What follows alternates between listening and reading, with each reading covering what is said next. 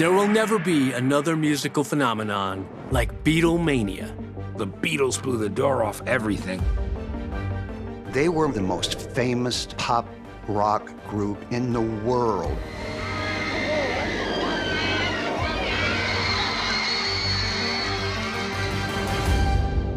As their celebrity reaches rarefied fame, a strange twist occurs, giving a once-in-a-lifetime chance to an unknown musician, an opportunity to become rock royalty.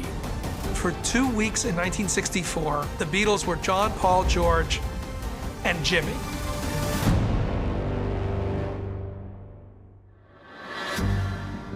The year is 1964, and the Beatles have already released 7 records, with 5 #1 hits. They are the biggest band on the planet. And here they are, fresh from their triumphant appearances in the United States. 12,000 young Britons roar a welcome. Their shrieks rise in an awesome wave. The Beatles hit the ground running like an atomic bomb. Everyone knew every Beatle. John, Paul, Ringo, George, the one and only Beatles! The Beatles did herald this trend when it seemed that, man, any British bloke in a band could be a star.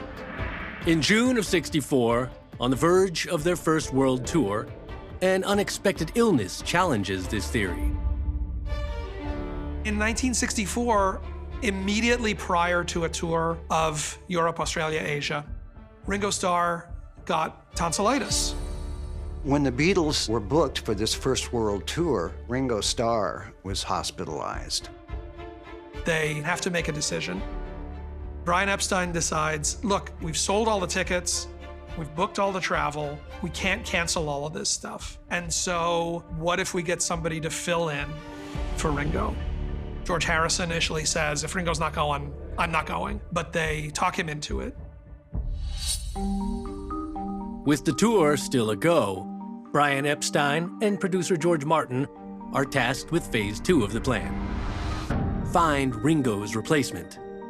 They reach out to a session percussionist in London named Jimmy Nicol. Jimmy Nicol's phone rings, and it's George Martin saying, can you come to Abbey Road now? And he comes, and he auditions for the Beatles, and they say, great, you're going with us tomorrow. He flies to Denmark the next day. He gets his mop top. And about 27 hours after getting this phone call, Jimmy Nicol is on stage with the Beatles, playing in front of a theater packed with screaming girls as a full-fledged member of the greatest band of all time. Dance with another.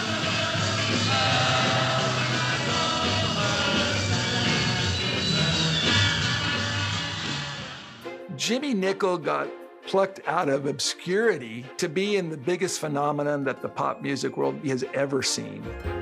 What a day it was at Adelaide Airport. Arriving to meet the citizens were John Lennon, 2 other Beatle regulars, and Jimmy Nicol. Jimmy, of course, was deputizing for Ringo Starr. Amidst the celebrity whirlwind, Jimmy openly wonders if his seat could be permanent. How do you feel being in with the Beatles, a newcomer, standing in for Ringo? It's a good experience, man. Jimmy Nicol thought that he was better than Ringo. I think there's a clue to that. There is a clip where he's asked about how tough it is filling in, and he kind of makes light of it. You're wrong, Jimmy. Whether you find it difficult to take over the role of Ringo?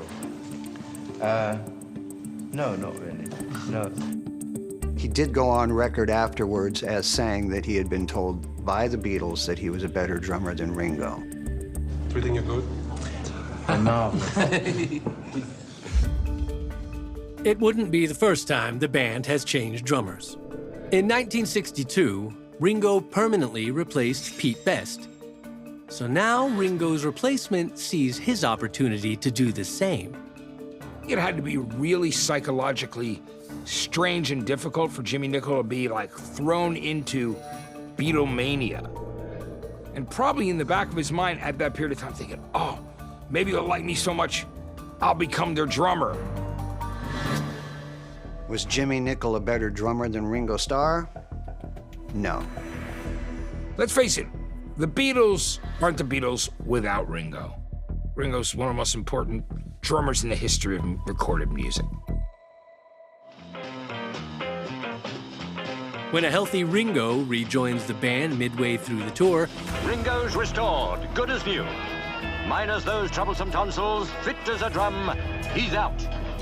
Jimmy Nicol's 13 days playing with the biggest band in the world are over.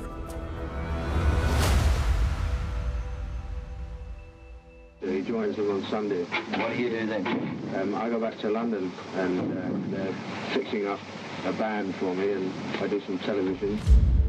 It had to be an incredible rush and also a big letdown going home. And for the first time, 5 Beatles, Jimmy Nicol, who will be leaving us tomorrow, who's done marvelous work during the temporary brief but very grave illness of Ringo Starr.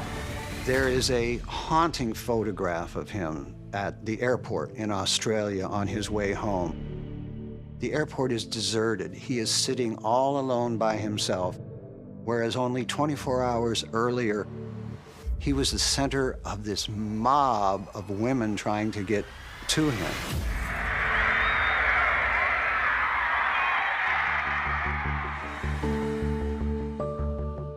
His life just changed irrevocably for the better for 2 weeks, and then he went right back down crashing to earth.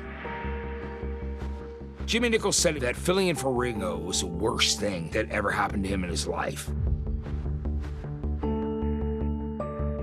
He declared bankruptcy in 1965, got divorced. He lost everything. It seems like he came back and expected that this was going to be his ticket to fame, but nobody really cares. Now he's just some guy who was a drummer and then essentially disappears. Just poof, vanished. Jimmy Nicol not only leaves the spotlight, but completely avoids it. As far as we know, Jimmy Nicol is still alive and is still in Mexico.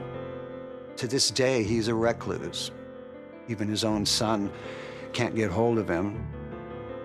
It's kind of a sad story when you think about it for Jimmy Nicol, that it was such a whirlwind that before he could even think about what had just happened, it was already over.